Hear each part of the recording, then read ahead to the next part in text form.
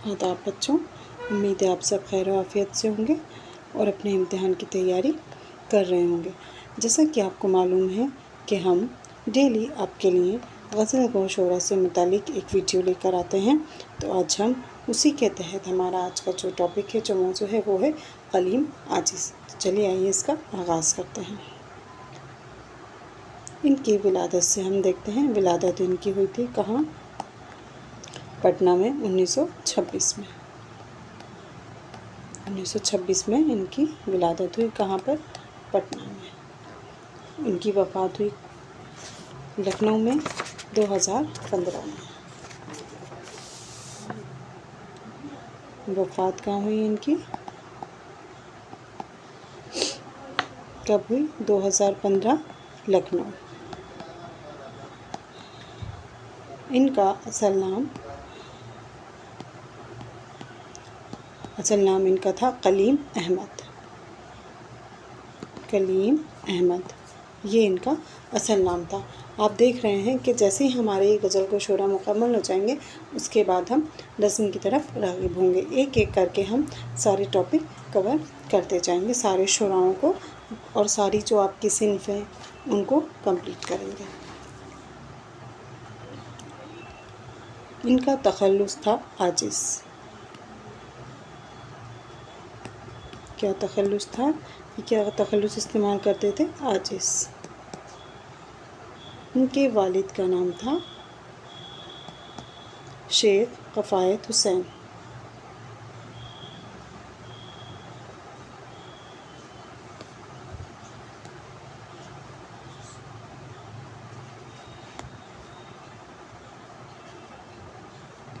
Sheikh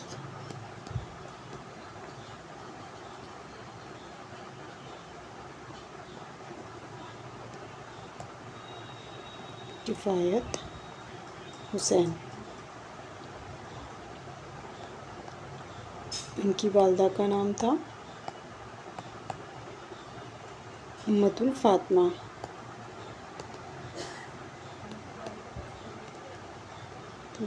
Fatima.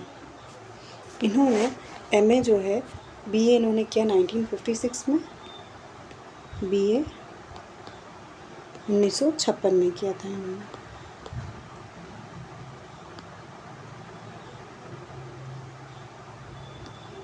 BA कब किया इन्होंने? 1956 में। और एमए किया 1958 में। 1958 में इन्होंने क्या किया? एमए किया। बीए ऑनर्स इन्होंने उर्दू में पटना यूनिवर्सिटी से किया था और अव्वल मुकाम हासिल किया था। और फिर इनको उससे 4 तलाई जो तमगा होता है, जो शील्ड होती है, शील्ड गोल्डन सिल्वर जो होती है ना, उनसे इनको नवाजा गया था। उसके बाद उर्दू में ही इन्होंने 1958 में कहाँ से? पटना यूनिवर्सिटी से ही अव्वल मुकाम में एमए हासिल किया था, एमए की डिग्री हासिल की थी।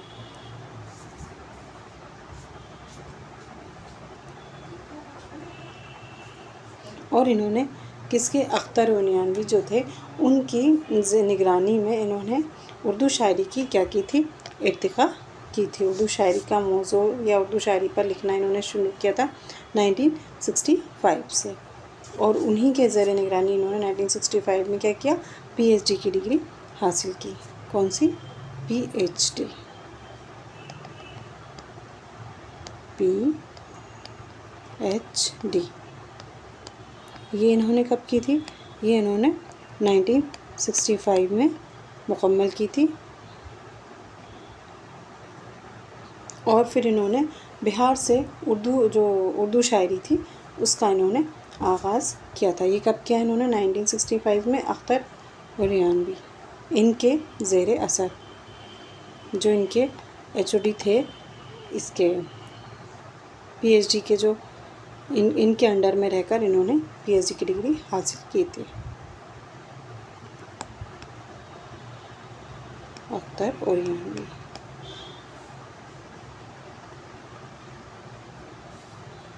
और इनकी ये डिग्री किस नाम से शाया हुई थी?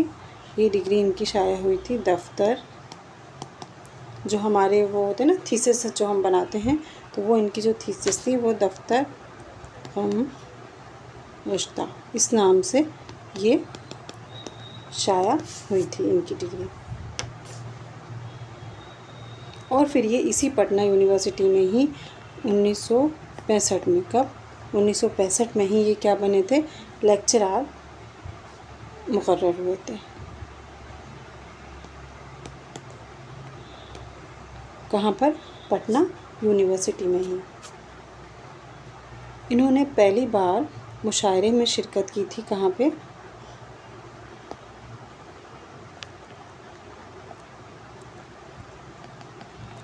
पहली बार पटना में एक मुशायरा हुआ था, वहाँ पे इन्होंने उसमें शिरकत की थी मुशायरे में।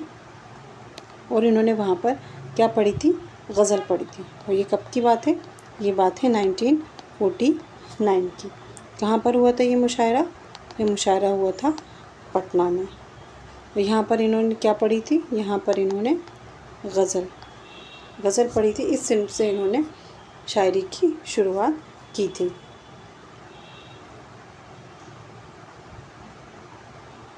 और पटना से बाहर पहली बार अगर पूछा जाए कि वो कहाँ पर इन्होंने पढ़ी थी, तो जमशेदपुर में, जमशेदपुर। ये पटना से बाहर पहली बार इन्होंने बज़्म फ़रोग़ की तरफ से 1951 में एक मुशायरे में ये इनको क्या किया गया था, बुलाया गया था। कब, 1951 में। अगर पहली बार पूछा जाए तो जमशेदपुर, और अगर पटना के बाहर का पूछा जाता है तब जमशेदपुर आप जवाब देंगे। और अगर पहली बार मुशायरे में या इन्होंने कौन सी वो पढ़ी, क्या कौन सी सिंह पढ़ी थी, तो इन्होंने ये गज़ल गो, देख रहे हैं हम अभी सारे गज़ल गो शोरा पर ही बात कर रहे हैं, तो ये भी गज़ल गो शोरा है। इन्होंने गज़ल से अपना जो अदबी सफ़र था उसकी शुरुआत की। और अख्तर यूनानवी कौन थे, इनके मेंटोर थे, जिनके अंडर इन्होंने अपनी PhD मुकम्मल की थी। और 1965 में ये पटना यूनिवर्सिटी में ही लेक्चरार के ओहदे पर मुकर्रर हुए थे। और वहाँ से ये सुबकदोश हुए थे कब, 1984 में, मतलब ये रिटायर हुए थे। रिटायर कब हुए, 1984। और इन्होंने उसमें पटना यूनिवर्सिटी में ये गए कब थे, 1965, ये याद रखिएगा। 1965 में ये लेक्चरार बने थे। और सुबकदोश कब हुए थे, 1984 में ये इस यूनिवर्सिटी से रिटायर हो गए थे। इनको क्या कहा गया है, इनको जानशी मीर भी कहा जाता है। क्या कहा जाता है, जानशी मीर भी कहते हैं। और इनकी शायरी के बारे में कहा जाता है कि इनकी शायरी का ख़मीरा 1946 के फसाद से तैयार हुआ था। ये इनकी शायरी के लिए कहा गया है।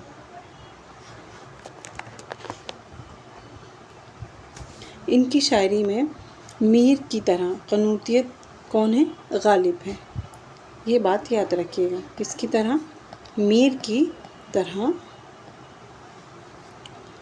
मीर, इनको क़नूती शायर कहा जाता है ना, तो क़नूतियत क्या है, कौन है, गालिब है।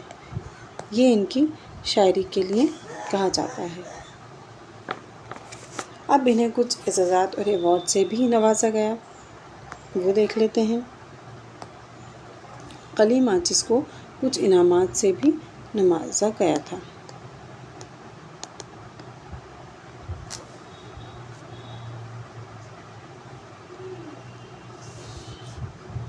इनको मीर तकी मीर एजाज़, इनको 1981 में लखनऊ उर्दू अकादमी, कहाँ से, लखनऊ से इम्तियाज़ मीर अवार्ड मिला था। 1981 में कहाँ से, लखनऊ ने दिया था, अकादमी लखनऊ से, ठीक है, अकादमी लखनऊ से। कौन सा अवार्ड मिला था इनको, इम्तियाज़ मीर अवार्ड, इम्तियाज़ मीर अवार्ड, इससे इनको नवाजा गया। उसके बाद हुकूमत हिंद ने, यानी कि हुकूमत हिंद, हिंदुस्तान की हुकूमत ने इनको कब, 1989 में कौन सा अवार्ड दिया था, पद्मश्री, देने का ऐलान किया था।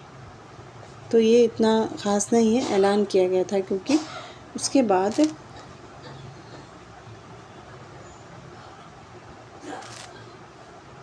इनको 2001 में मौलाना मजहरुल हक़ अवार्ड भी मिला। 2001 में कौन सा अवार्ड मिला? मौलाना मजहरुल हक़। इस अवार्ड से भी इन्हें नवाजा गया। फिर इनको 2008 में मीर तक़ी मीर ये इस अवार्ड से फिर से इनको नवाजा गया था। और इन्हें दिल्ली में जो गालिब एकेडमी है वहाँ से इन्हें गालिब अवार्ड से भी 2012 में नवाजा गया। 2012 में इनको गालिब एकेडमी के ज़रिए कौन सा अवार्ड मिला था? गालिब अवार्ड। तो ये उनके कुछ इनामात थे, कुछ अवार्ड थे। अब इनकी कुछ अदबी खिदमात है, वो देख लेते हैं।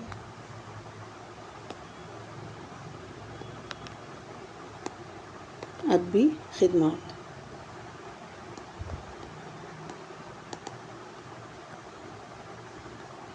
इनकी खुद नविश्त है जो मोस्ट इम्पॉर्टेंट है, इसको आप डबल स्टार बना के लिखिएगा। खुद नविश्त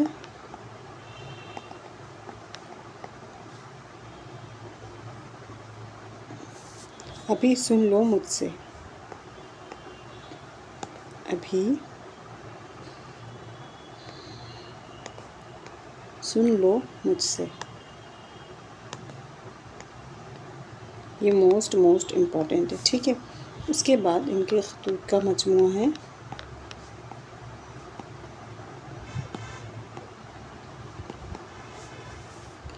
दो खतूत के मजमूए हैं इनके, ठीक है। कितने हैं? 2। जो पहला है वो है देवा,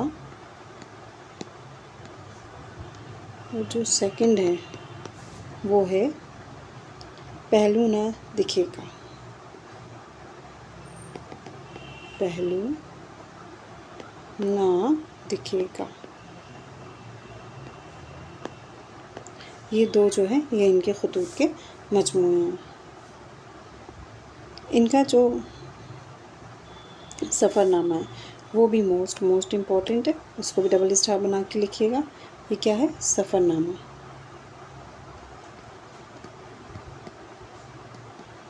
ये है एक देश एक परदेश। एक देश एक परदेश। एक देश एक विदेश, सॉरी परदेश कह रही हूँ। एक विदेशी, एक देश एक विदेशी, ये इनका सफ़रनामा है, ठीक है। कहाँ का है ये? अमेरिका का। जब इन्होंने अमेरिका का सफ़र किया था, ये तब का सफ़रनामा है।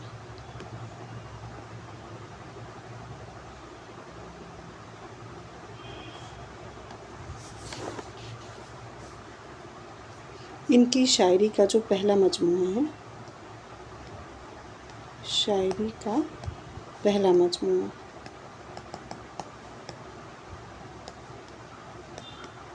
कलिमा, जिसकी शायरी का पहला मजमूआ है, वो जो शायर का सबब हुआ, वह जो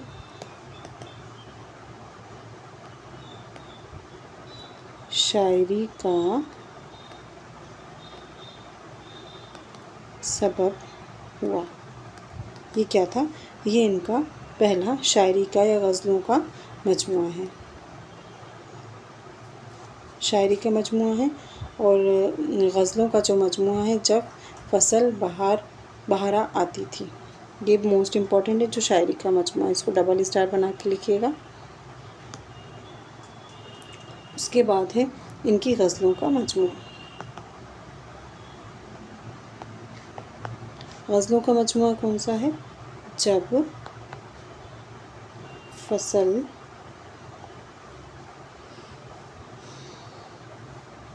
बहरा आती थी,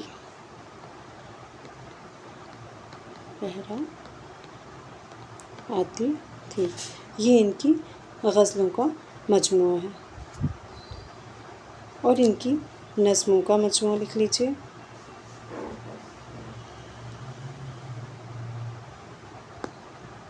इसको यहाँ लिख लेते हैं, नज़्मों का मजमुआ भी है।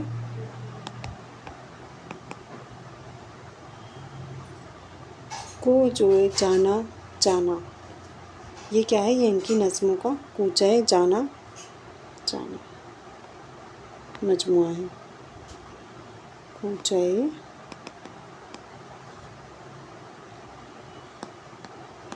जाना जाना, ये किसका है? ये नज़्मों का मजमुआ है। तो हमने यहाँ पर इनके कलिमात जिसके जो खुद नविश्त है वो देखी, फिर इनके खतूत के जो मजमू हैं, इनके खतूत के कितने 2 मजमुए हैं। सबसे पहले हमने इनकी खुद नविश्त देखी, ये मोस्ट इम्पॉर्टेंट है, इसको याद रखिएगा। क्या है? अभी सुन लो मुझसे, ये इनकी खुद नविश्त है, ठीक है। खतूत के मजमू इनके कितने हैं? 2 हैं। एक तो है देवा और दूसरा पहले ना दुखेगा, पहलू ना दुखेगा, सॉरी पहलू ना दुखेगा, ये इनके खतूत का मजमूआ है 2। उसके बाद इनका सफ़रनामा है एक देश एक विदेशी, ये कहाँ का सफ़र है? अमेरिका का। और शायरी का जो इनका पहला मजमूआ है वो है वह जो शायरी का सबब हुआ। फिर इनकी गज़लों का मजमूआ है जब फसल बहारा आती थी, और ये सब इम्पॉर्टेंट है। उसके बाद इनकी नज़मों का मजमूआ है कूचाए जाने जाना, ये इनकी किसका मजमूआ है? नज़मों का मजमूआ। तो ये कलीम आजिज़ से मुतालिक कुछ बातें थी जो आप तक पहुंचानी थी। बच्चों, आपको ये वीडियो कैसी लग रही है? क्या आपको इनसे इस्तिफ़ादा हासिल हो रहा है? आप इनमें क्या तब्दीली चाहते हैं? हमें कमेंट बॉक्स में आप ज़रूर बताइएगा। शुक्रिया।